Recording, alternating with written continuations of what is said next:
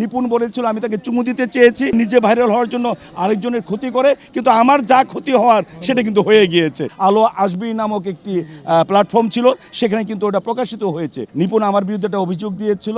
একদিনের জন্য আমি আয়না ঘরে গিয়েছিলাম সরকারের সর্বোচ্চ পর্যায়ের একজন কর্মকর্তা হিসেবে। শেখ সেলিম আমাকে 17 বার রিং করেছিল তাকে পাশ করিয়ে দেওয়ার জন্য। প্ল্যাটফর্ম বেড়েছে, আগে একমাত্র সিনেমা হল ছিল, এখন কিন্তু ওটিটি প্ল্যাটফর্ম এসেছে এবং বাংলাদেশের ওটিটি প্ল্যাটফর্মে যেগুলি হচ্ছে সেগুলি কিন্তু ভালো হচ্ছে এবং বিদেশি বিভিন্ন সিনেমার সাথে কিন্তু তা প্রতিযোগিতা করছে। এখন কিন্তু একটা সুন্দর আমরা ভবিষ্যৎ দেখছি, এটাকে কিন্তু আমাদের কাজে লাগাতে হবে। তার পাশাপাশি কিন্তু মেন স্ট্রিমের যে ছবিগুলি আছে সেগুলো কিন্তু ভালো করছে।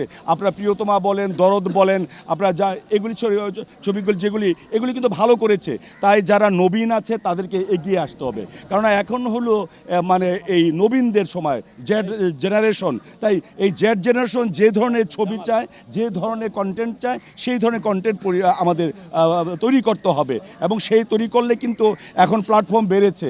আগে একটা নাটক তৈরি করতে লাগতো 2.5 লক্ষ টাকা। আপনারা জানেন, পরশুদিন আমি একটা নাটক করেছি, সেখানে বাজেট হচ্ছে 25 লক্ষ টাকা। আমি শুধু ওই যে কাছে আসার গল্প ক্লোজ আপ, সেটাই 12 লক্ষ টাকা আমি বাজেট দেখেছি। এখন যেগুলি ভালো নাটক হচ্ছে প্রত্যেকটার বাজেট 25 লক্ষ টাকার উপরে। তাহলে যেহেতু একটা নাটকে 25 লক্ষ আসছে, একটা সিনেমায় কিন্তু অনেক নিতে পারবে। তাই তাদেরকে এগিয়ে আসতে হবে। এখন কিন্তু এফডিসি কেন্দ্রিক নয়। এফডিসি একসময় কলকাতাও যে যন্ত্রগুলি ছিল না, রক অ্যান্ড রোল সহ সব কিছু, 4C ক্যামেরা তখন বাংলাদেশে ছিল, টেলিকম ক্যামেরা তখন বাংলাদেশে ছিল। যে ক্যামেরা এখন দেখেন যে ক্রিকেট মাঠে মানুষ বুকে নিয়ে যায়, সেটা কিন্তু বাংলাদেশে 1997 সাল ছিল। এখন আবার এগুলি ব্যবহার করতে হবে এবং অনেক বেসরকারি ফার্মেও নিয়ে এসেছে। তাই আমি ভবিষ্যৎ ভালো দেখছি, তবে এটা সদ্ব্যবহার করতে হবে। সময় গেলে সাধন হবে না, সাইজির কথার মতো বলবো। আপনারা জানেন প্রচারের প্রসার। আমরা যখন 1990 সাল থেকে অভিনয় করি, তখন কিন্তু বিটিভি নামক একটা যন্ত্র ছিল, সেটা 80,000 টাকা মিনিটে দিত ওই সময়, 90 সালে। কারণ এটা প্রচার হতো যে এই সিনেমা আসতেছে, এই নাটক হচ্ছে। এখন কিন্তু আমরা চ্যানেল দেখি না, আমরা শুধু টক শো দেখি আর খবর দেখি।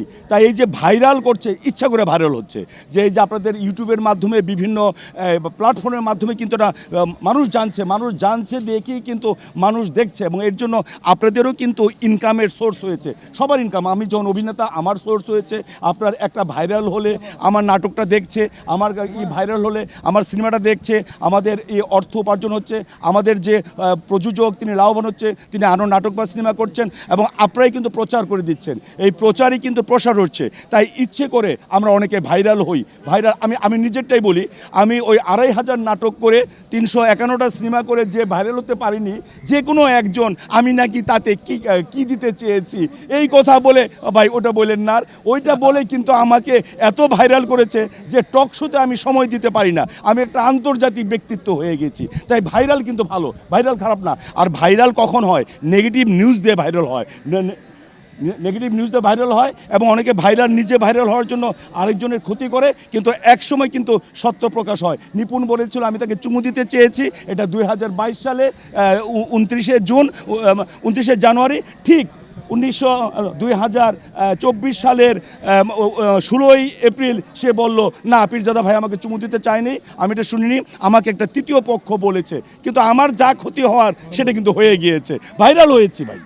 এটার বিষয় হলো যে চলচ্চিত্র শিল্পী সমিতির যে গঠনতন্ত্র আছে, সেখানে কিন্তু এই মানে আজীবন বা সাময়িক বহিষ্কার করার একটা নিয়ম আছে। আর আপনারা জানেন যে তাকে কিন্তু অভিনয়ের জন্য তাকে করা হয়নি। সে যে অপরাধটা করেছে, আমি যেহেতু একজন বিচারক ছিলাম, আমি 11 বছর বিচারক ছিলাম, আমি 3.5 বছর ঢাকা মেট্রোপলিটন ম্যাজিস্ট্রেট ছিলাম, সেখানে তিনি অন্যের প্যাড ব্যবহার করেছেন। যে এই যে আমি একসময় সচিব ছিলাম, তখন আমি সচিব হিসেবে সিগনেচার দিতে পারতাম, কিন্তু এখন কিন্তু আমি যেহেতু অবসরে গিয়েছি, এখন আমি সচিব হিসেবে আমার ওই প্যাড ব্যবহার করতে পারবো না। কিন্তু তিনি এই প্যাড ব্যবহার করেছেন। এই অপরাধটা হলো, এটা একটা দণ্ডবিধির অপরাধ। আমাদের যে ফৌজদারি ব্যবস্থাপনা আছে তাতে অপরাধ। আর যদি কেউ ফৌজদারি অপরাধে অভিযুক্ত হয়, তার বিরুদ্ধে অভিযোগ থাকে এবং তার প্রমাণ কিন্তু কাগজ দেখিয়েছে, আলো আসবি নামক একটি প্ল্যাটফর্ম ছিল, সেখানে কিন্তু ওটা প্রকাশিত হয়েছে। তাই তাকে যে বহিষ্কার করা হয়েছে, এটা মনে হয় বিধিসম্মত হয়েছে। আবার যদি বহিষ্কার থেকে পরিত্রাণ পাওয়ারও কিন্তু সুযোগ আছে, সেখানে সেই গঠনতন্ত্রে আছে। যেহেতু আমি 5 বছর নির্বাচন কমিশনার ছিলাম, ছিলাম এবং 1 বছর প্রধান নির্বাচন কমিশনার ছিলাম চলচ্চিত্র শিল্পী সমিতি, সেখানে আবার সে আবেদন করতে পারে এবং যদি কমিটি মনে করে তাহলে তাকে আবার তার সদস্যপদ ফিরিয়ে দিতে পারে। আমাকে আপনারা জানেন, যেহেতু আমি আমলা ছিলাম, সচিব ছিলাম, ম্যাজিস্ট্রেট ছিলাম, জেলা প্রশাসক ছিলাম, ইউনো ছিলাম, মেট্রোপলিটন ম্যাজিস্ট্রেট ছিলাম, তাই আমাকে সহজে কেউ নড়াতে পারবে না। যেমন আমি আবার বলি, একবার এফডিসি বলল যেহেতু ওমিক্রনের প্রাদুর্ভাব ছিল ওই সময়, যে এখানে নির্বাচন করতে পারবেন না, এটা কেপিআই, এখানে 100 জনের বেশি না। আমি কই এখানে আমাকে আপনি ভাড়া দিয়েছেন একটি কক্ষ, 2টি কক্ষ শিল্পী সমিতি, আপনি আমাকে বাধ্য আমাকে এখানে ইলেকশন করতে দিতে, এবং তার কাছ থেকে কিন্তু এই আইন জানি বলেই কিন্তু তার কাছে আদায় করে নিয়েছিলাম। এইরকম বিভিন্ন বিষয় হলো যে আমাদের এইগুলি আদায় করে নিতে হবে, আমাদের আদায় না করলে কিন্তু হবে না। আমাদের আদায় করে নিলে এই বিষয়গুলি কিন্তু আমরা সুরাহা করতে পারবো, এবং এই কাজগুলি আমি আমলা ছিলাম বলেই এটা করতে পেরেছি। আবারও বলবো যে নিপুণ আমার বিরুদ্ধে একটা অভিযোগ দিয়েছিল এবং আমাকে দমানোর জন্য, তখন আমি সরাসরি তখন বলতে পারিনি, একদিনের জন্য আমি আয়না ঘরে গিয়েছিলাম সরকারের সর্বোচ্চ পর্যায়ের একজন কর্মকর্তা হিসেবে, তবে আমাকে তারা সম্মান দিয়েছে, আমাকে তারা কোনো আমার খাবার দাবার দিয়েছে, পরে আমাকে সন্ধ্যার সময় বলছে স্যার আপনি চলে যেতে পারেন। এটা হলো পেয়েছি আমার সরকারের একটা ক্যাডার সার্ভিসের সর্বোচ্চ পর্যায়ে গিয়েছি, আমার উপরে আর কোনো কর্মকর্তা নেই, আমি এই পর্যায়ে গিয়েছি, আপনাদের তো গিয়েছিলাম।